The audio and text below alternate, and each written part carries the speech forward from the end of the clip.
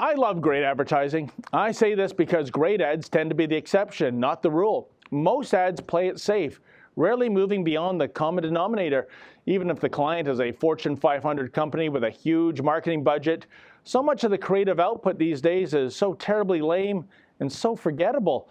Recently, the Cannes Lions International Festival of Creativity wrapped up in France. Considered as the Academy Awards of the marketing and advertising world, the Cannes Lions celebrate great ideas in the communications industry. The top winner was an anti-shoplifting spot for a British department store, Harvey Nichols. It is indeed a gem, and feel free to Google and enjoy. Still, it's too bad the Cannes Festival doesn't have a special awards category for those advertising spots that enrage social justice warriors. Because such ads do exist, folks, and in addition to being superb, these ads tend to embrace common sense and brutal honesty, the sort of stuff that the social justice warriors despise. For example, here are a couple of ads in recent years that had the progressives screaming at their TV sets. The first ad is a nifty spot for the Cadillac ELR, Cadillac's first electric vehicle. Now, usually the progressives love alternative fuel vehicles, but this ad had them frothing at the mouth. Check it out and try to guess why the loony left found this advertisement so downright offensive. Why do we work so hard? For what?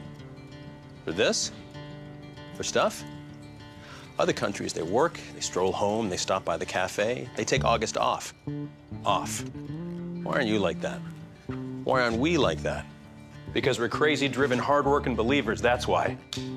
Those other countries think we're nuts. Whatever. Were the Wright brothers insane? Bill Gates, Les Paul, Ali. Were we nuts when we pointed to the moon? That's right. We went up there, and you know what we got? Bored. So we left.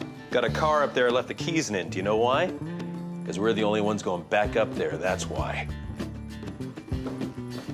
But I digress. It's pretty simple. You work hard, you create your own luck, and you gotta believe anything is possible. As for all the stuff, that's the upside of only taking 2 weeks off in August. N'est-ce pas?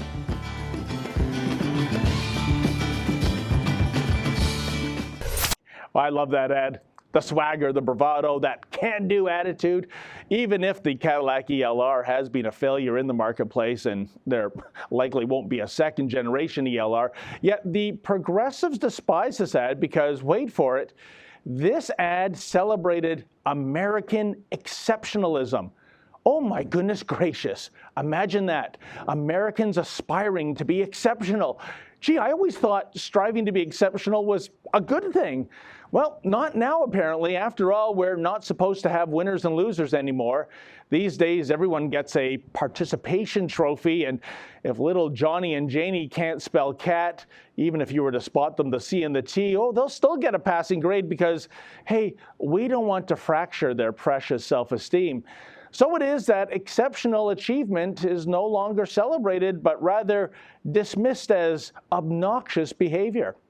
Now, another recent ad that I adore is truly shocking for all the right reasons. Unlike the Cadillac ad, it's evident early on why the progressives hate this advertisement. Still, check it out and ask yourself, regardless of the product being advertised, wouldn't you just love to hear an elected representative in a Western democracy speak with such brutal honesty just once? I know you're watching, so pay attention. You hate my freedom, my religion, and my country. You hate me for speaking my mind.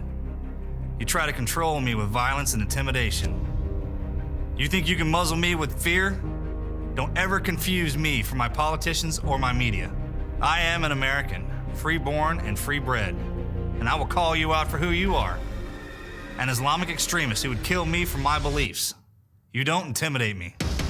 My freedom is more powerful than anything you can possibly do, and I will never, never surrender my rights to your terror. I will say what I think, worship according to my beliefs, and raise my children how I see fit, and I defend it all with the Second Amendment to the Constitution of the United States. I cower to no one, because I am the National Rifle Association of America, and I am freedom's safest place. Whoa, those aren't gunshots you're hearing in the background, folks, just the heads of progressives exploding en masse.